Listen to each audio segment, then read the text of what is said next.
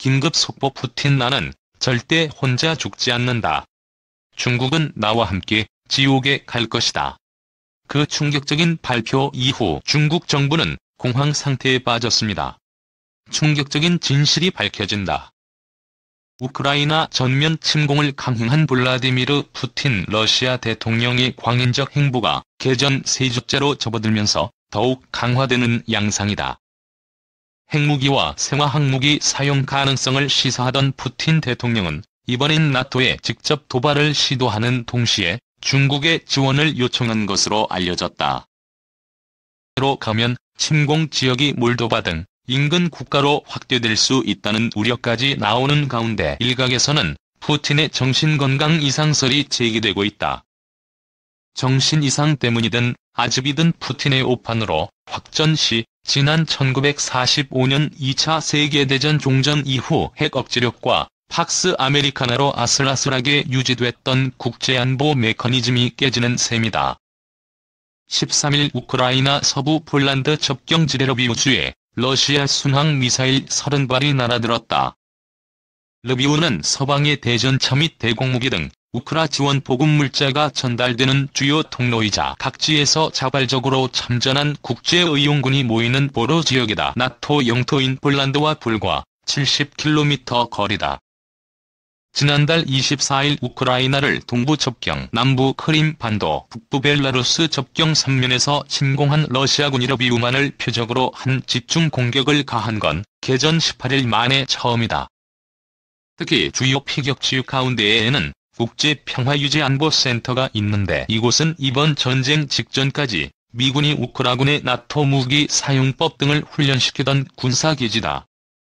푸틴 대통령이 결국 서방을 향해 강력한 경고 메시지를 보낸 것으로 풀이된다.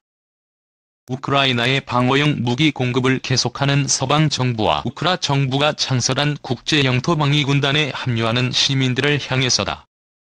그간 우크라 전역을 주로 지뢰식 무기로 포격했던 것과는 달리 초정밀 무기를 사용해 오발탄을 예방하는 섬세함을 보이긴 했지만 이번 공격이 나토 문턱까지 위협 수위를 높였음을 시사하는 것만은 분명하다. 제이크 설리번 미국 백악관 국가안보보좌관은 이날 CBS 뉴스 인터뷰를 통해 폴란드에 대한 어떠한 공격도 나토 동맹의 전면 대응으로 이어질 것이라고 경고했다. 미국과 유럽연합, 영국 등 서방은 이번 전쟁 전후 러시아를 향해 연일 강력한 경고음을 울리면서도 직접 파병이나 공격용 무기 지원 같은 전쟁 개입 신호는 일체 삼갔다. 자칫 3차 세계대전으로 확전할 수 있다는 우려 때문이다. 그러나 서방의 강력한 경제 제재로 국가부도 위기에 내몰린 푸틴 대통령은 우방인 중국을 끌어들여 확전 가능성을 높이는 쪽을 택했다. 러시아는 최근 중국에 군사 장비 및 기타 지원을 요청했다고 미 행정부 당국자는 전했다. 중국은 이번 전쟁 관련 일부 러시아의 주장을 편들어주는 듯한 모습을 보이긴 했지만 여러 국제 분쟁에 대해 현상 유지 입장을 고수해온 점에서 러시아의 개입 요청에 적극 호응할 가능성은 높지 않아 보인다. 미국은 14일 이탈리아 로마에서 예정한 설리번 보좌관과 양제츠 중국 외교 담당 정치구관 간 회동에서 이 문제를 집중 거론할 것으로 전망된다. 설리번 보좌관은 CNN 인터뷰에서 중국이 러시아를 지원할지 물질적 지원이든 경제 지원이든 어떤 형식이 될지 면밀히 주시하고 있다면서 어떤 나라도 경제 제재로 인한 러시아의 피해를 상쇄할 지원을 해선 안 된다는 입장을 중국 측에도 전했다고 말했다. 이런 가운데 푸틴 대통령이 침공 범위를 인근 몰도바나 조지아로 확대할 수 있다는 우려도 제기된다. 뉴욕타임스에 따르면 미 행정부 당국자들은 사석에서 이 같은 우려를 언급하고 있다. 몰도바와 조지아는 모두 우크라이나와 함께 옛 소비에트 연방인데다 나토 및 EU 회원국이 아니다. 우크라 사태가 남일 같지 않은 두 나라는 나토, EU 가입을 서두르고 있지만 성사는 쉽지 않아 보인다. 특히 조지아는 2008년 우크라이나와 함께 나토 가입을 약속받은 직후 먼저 러시아의 침공을 받아 남오세티아와 아파지아를 빼앗겼다. 이후 2014년 우크라이나가 크림 반도를 빼앗긴 뒤 8년 만에 전면 침공을 당한 것이다. 이번 전쟁이 푸틴의 계획대로 진전되지 않고 있는 점도 더욱 그의 심기를 자극할 수 있다는 관측도 나온다. 우크라이나에서 사이버 공격과 재래식 공격이라는 하이브리드전을 전개해온 푸틴이 생화학무기나 핵무기 사용을 지시할 가능성을 배제할 수 없어서다.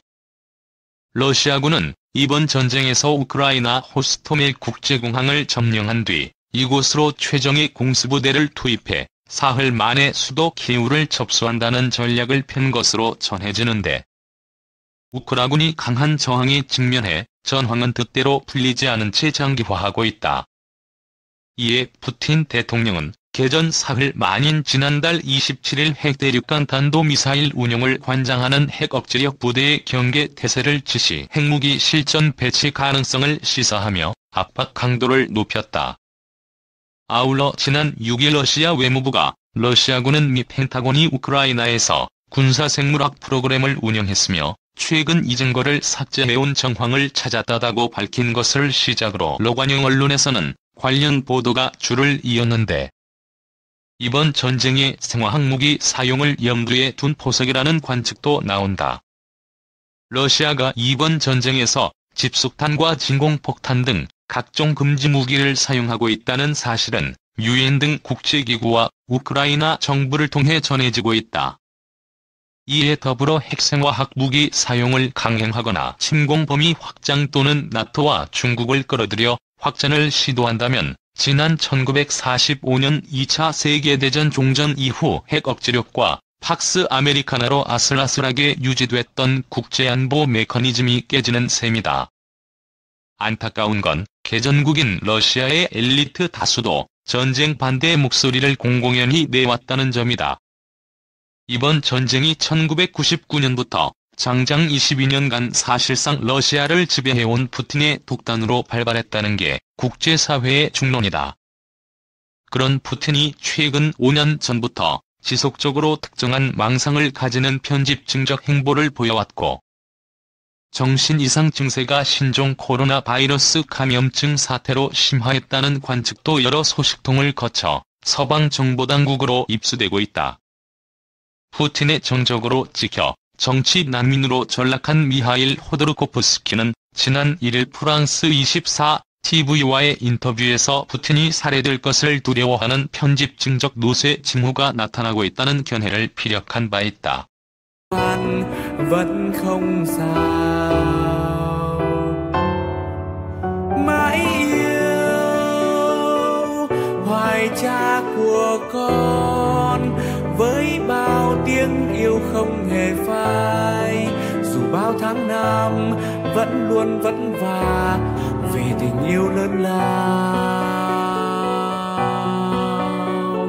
bao la tựa trời cao.